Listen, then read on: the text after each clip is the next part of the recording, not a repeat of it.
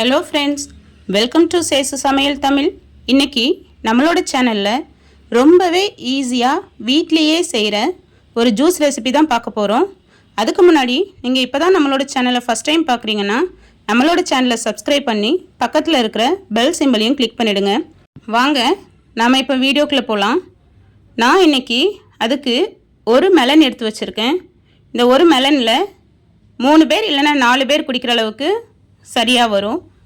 First நம்ம அந்த பழத்தை ரெண்டாக கட் பண்ணிக்கலாம். நான் பக்கத்துலேயே ஒரு சின்ன கப்பில் அரை கிளாஸ் அளவுக்கு தண்ணி எடுத்து வச்சுருக்கேன். நம்ம இந்த உள்ளே இருக்குதுல்ல அந்த விதைகள் பகுதி, அது கொஞ்சம் ஜூஸியாக இருக்கும். அதே போல் அதில் ஃப்ளேவரும் நல்லா இருக்கும்.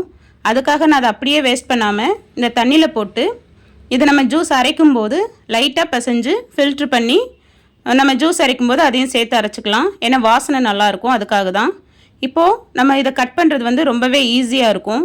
நம்ம ஸ்பூனை வச்சே உள்ளே இருக்கிறத எடுத்தாவே ஈஸியாக வந்துடும். வெயில் காலம் வந்தாச்சு. நம்ம உடம்புல நீர் சத்து குறையாமல் நம்ம பார்த்துக்கணும். அதுக்கு நம்ம டெய்லி ஒரு ஜூஸ் குடிக்கலாம். அதை வீட்டிலையே ரொம்ப ஈஸியான முறையிலேயே செஞ்சு நம்ம குடிச்சிக்கலாம். குழந்தைங்களும் இப்போ சம்மர் ஹாலிடேஸில் வீட்டில் இருக்கிறாங்க. அவங்களுக்கும் இது கொடுத்தா அவங்களுக்கும் நல்லதாக இருக்கும்.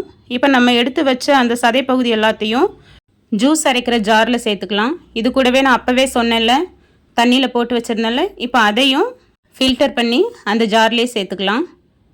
அதை சேர்த்துட்டு நான் இதுக்கு ஒரு 6 ஸ்பூன் அளவுக்கு சர்க்கரை எடுத்து வச்சுருக்கேன். உங்களுக்கு எவ்வளோ இனிப்பு தேவைப்படுதோ அதுக்கேற்ற மாதிரி சேர்த்துக்குங்க. ஏன்னா சில வாட்டி பழத்துலேயே நல்லாவே இனிப்பு சுவை இருக்கும், சில டைமில் கொஞ்சம் கம்மியாக இருக்கும். நம்ம அதுக்கேற்ற மாதிரி போட்டுக்கலாம்.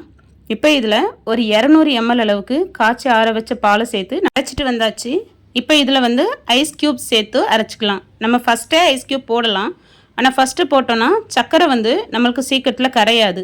அதனால தான் நம்ம ஃபஸ்ட்டு அதை அரைச்சிட்டு அதுக்கப்புறம் நம்ம ஐஸ் க்யூப் சேர்த்துக்கிறோம். ஐஸ் க்யூப் சேர்த்துட்டு ரொம்ப நேரம் அரைக்கணுன்ற அவசியம் இல்லை.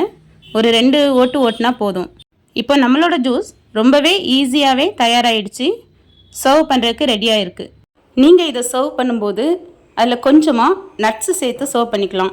பால் பிடிக்காதவங்க பால் சேர்க்க வேண்டாம். பால் சேர்க்காமையும் இது டேஸ்ட்டாக தான் இருக்கும்.